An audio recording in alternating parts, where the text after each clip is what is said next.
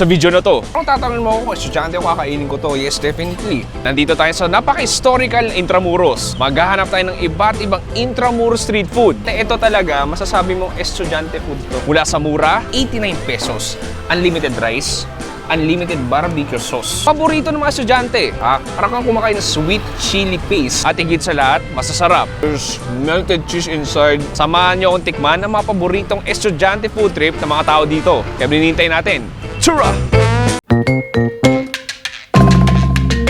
Intramuros literally means within the walls. At sa loob ng 4.5 km wall na to, ay makikita mong kasaysayan ng mga naganap noong panahon ng mga Kastila dito sa Pilipinas. Mistulang naging paborito din puntahan ng mga turista dahil sa rich history nito. Pero pagtagal ng mga panahon, ay marami na rin mga universidad at colleges na nag-ooperate dito. And today, I'm on a mission to find some cheap and delicious eats ng mga estudyante dito sa Intramuros.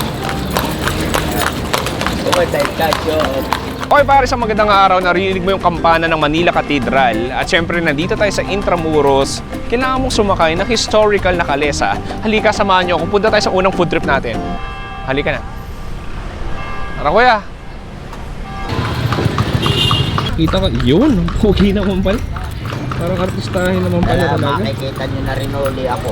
Okay pare, so nakasakay ngayon dito sa kalesa. Alam mo, itong overall vibes talaga ng Intramuros para kang dinadala sa unang panahon, mga panahon ng mga Kastila. Actually, very evident pa rin yung marka nila dito. Ayan, nakapalibot dito yung iba't ibang tourist spots na usually mga foreigners yung mga bumibisita. And bukod sa mga tourist spots, nakapalibot din dito yung iba't ibang universities or colleges like Lyceum, Mapua, PLM at marami pang iba. Anyway, nagkakalesa na tayo. Punta tayo sa unang food trip natin ngayong araw.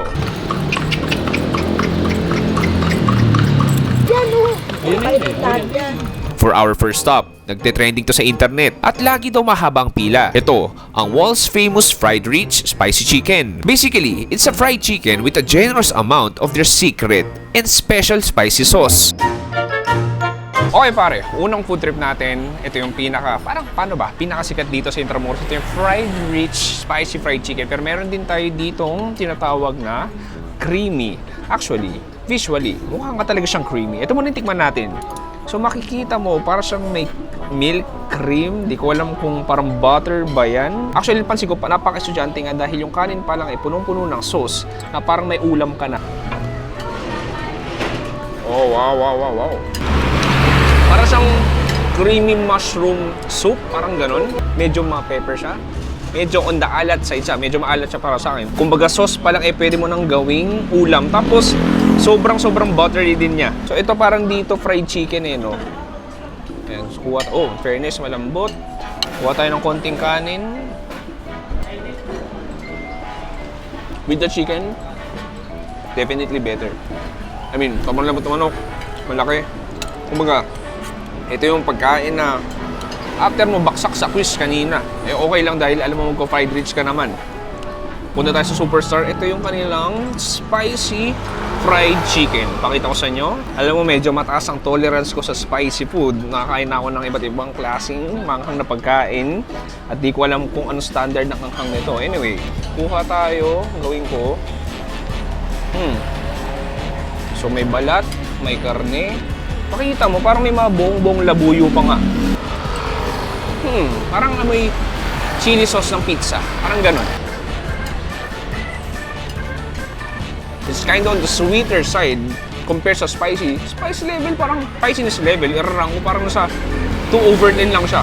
Parang kang kumakain ng sweet chili paste na nilagay mo sa manok. Siyempre, yung fried chicken natin, hindi na siya gano malutong dahil na-dredge na siya ng sauce. Kung tatanungin mo ako kung estudyante o kakainin ko to, yes, definitely. Lutong plato na to sa 109 pesos na. So, di ko masasabi na super estudyante friendly ba siya? Kasi para sa akin, ang estudyante food, mga na 60 pesos eh. Don't get me wrong, malaki na yung kanin, tapos malaki rin yung manok, at in fairness, masarap naman. Anyway pare, dito pala nagsisimula yung food trip sa Intra. Hanap pa tayo next food trip. Nakakatuwa lang dito sa Intre. Kala mo talaga dinala ka sa panahon ni Maria at ni Ibarra. Well-preserved ang mga gusali at daanan. Pero natirik na ang araw at parang masarap magmalamig na inumin.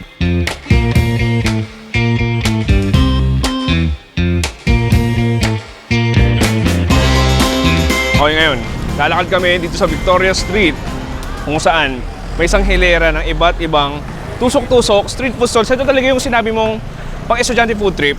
Ito lang yung definition. Kung mga presyong 20 pesos, 30 pesos, mabubusog ka na. And it's just an amazing feeling dito sa Intramuros na bukod sa mga tourist destination, mararamdaman mo parang estudyante ka. Dahil all around makikita ng mga pagkain estudyante, pagkaing mura, katulad nito, Mango Graham. I mean, masarap pero mas masarap yung mango top sa UST. Anyway, kain na tayo street food. Sa kanto ng Victoria, dito sa Intra, ay makikita mong mga stalls na nagbebenta ng sarit-saring tusok-tusok. Pero hindi sila nagbibiro dito dahil ibang level ang dami ng pagpipilian ng mga street food. Okay pare, nandito tayo sa isang hilera kung saan maraming street food. Kasama ko si Ate Malu. Ate Malu, magandang araw. Yes, magandang araw. Ate, ito talaga, masasabi mong estudyante food to. Yes. Usually, sino mga kumakain dito? Student po, PLM, Mapua, Lyceum, Letran, Adamson, UP. Ma'am, memorize mo na. Yes, sir. Usually, anong mga bestseller mo dyan? Shark Fin, then Kwek-Kwek, Calamares, then Isaw, bestseller. Grabe, actually, nakaka-mind blown lang kasi kung estudyante ako, parang kung may 20 pesos ako, 50, parang mabubusog ka na rin, no? 30 pesos, sir, busog na po. Busog ka na. Okay, so makikita mo dito, parang buffet. Buffet ng street food, pero puro pang estudyante. May hotdog, fried chicken skin, butchi, siomai. Pare, excited na ako. Order na tayo. Hindi ko alam kung anong pipiliin. Bahala na. Pumili lang ako ng mga gusto kong tikman at rinifry na to ni ate. At prepare na rin nila ang iba't ibang homemade sauces. Okay pare, nakikita ko na unti-unti nagsisiuwian ng mga estudyante. Hindi ko alam, bakit di pa naman dapat hapon pero nagsisiuwian na sila. Anyway, meron tayo ditong 135 pesos na lahat to. Actually, mura siya. Mura siya in fairness. Ang dami na nito. May 3 klaseng sausawan tayo dito. Assorted fried goodies, Filipino street food. Simulan natin sa kanilang okra ball. Ayan. Uy, crunchy. I-dip ko sa kanilang bahala na siguro to spicy. Ano siya?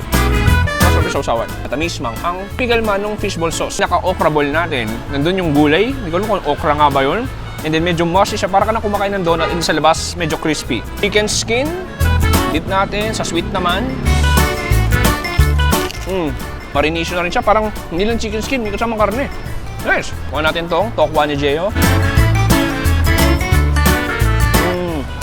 Typical Filipino tokwa. Malatong sa labas.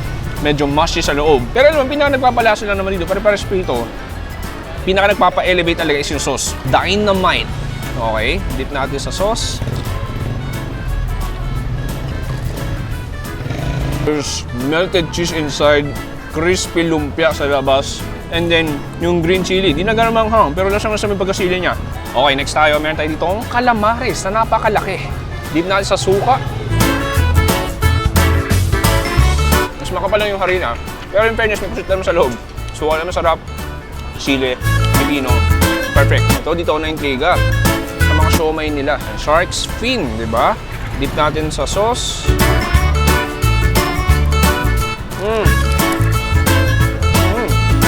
Ito nga yung siomai na pinapatri mo sa siomai rice. Mura lang ngayon, pero nandun yung sarap ng extenders, preservatives na nandun. Alam mo, hindi sobrang healthy, pero wala kang bakit masarap. I mean, flavor-wise is not the best, but experience-wise, ang gandang klaseng estudyante food. Ito talaga yung, alam mo yung food for the soul.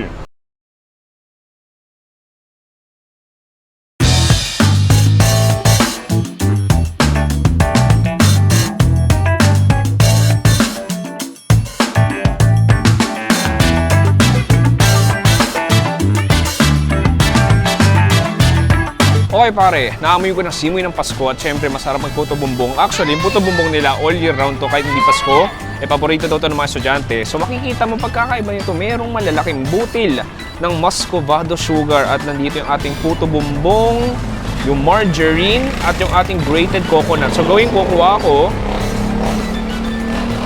Ayan, gusto ko sa isang kagat, kompleto lahat ng ricados. Oh. Yes. Para sa mga mahilig sa asukal, ito yung pangarap nyo, nandito na. Ibang klaseng suntok nyo nagagawa ng pinaka-muscovado sugar. I mean, it's like a dark sweet flavor. And then there's also sweetness coming from the grated coconut. At yung ating pinaka-puto bumbong. It's chewy, sticky, and definitely moist. And then all of that margarine, dumapo na doon sa pinaka-puto bumbong natin. Isa pa, pinalong time, wala akong huli nakakain ng puto bumbong. Sarap. Para sa huli, ay nandito ako marahil sa pinaka-paborito ng mga estudyante dito dahil unlimited rice at unlimited barbecue sauce. Nandito tayo ngayon sa Pepitos, isa sa mga tanyag na liempuhan dito sa Intra, with their special liempo marinated with their secret sauce and being grilled into perfection. 89 pesos, pili ka ng ulam, then only rice na at only barbecue sauce pa.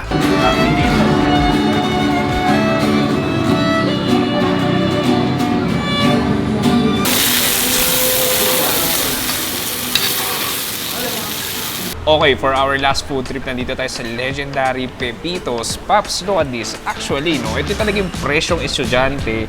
Meron tayo ditong sizzling sisig na umabot na yung init sa kutsara tinidor ko. Tikman muna natin to. Diyan na yung parang medyo naluto at nag-scramble na egg. May sibuyas tapos. So, meron ding mga pork chunks yan. So, tikim tayo. Okay. Alam mo, bilang batang UST, ganito yung mga sisigan around UST. It's the classic, mushy, creamy, sobrang maeg na sisig. Yung pork nandun, para may taba-taba. And then yung nagpapasarap talaga doon is yung tosta. Galing doon sa sisig plate. Tapos sobrang ma-margarine din siya. Yung sibuyas din nandun.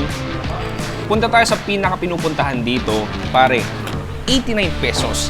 Unlimited rice, unlimited barbecue sauce. Bihira na lang sa isang restaurant o kainan na may ganong klaseng unlimited. So meron tayo ditong dalawang option.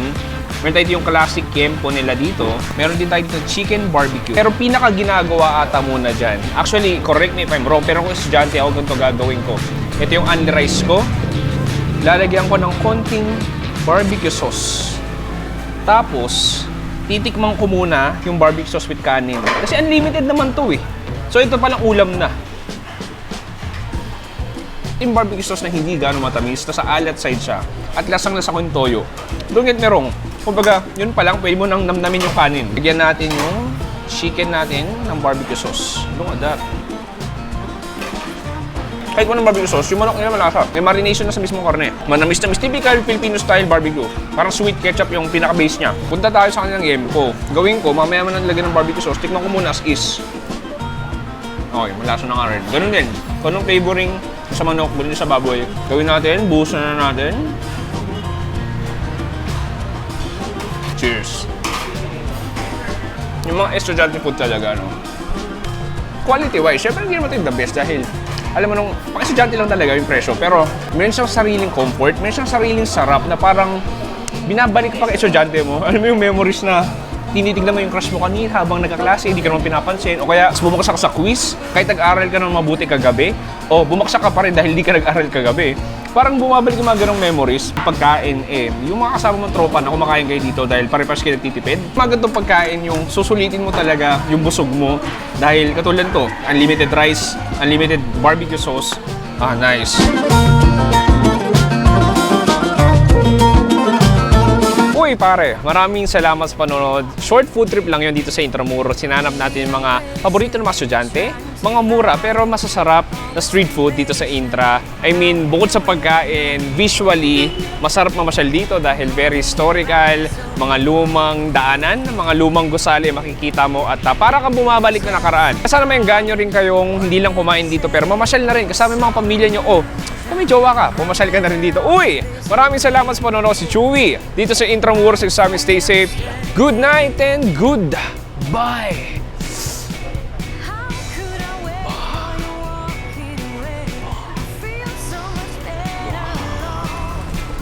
Uy, cobblestones. O, tingnan ko. Cobblestones.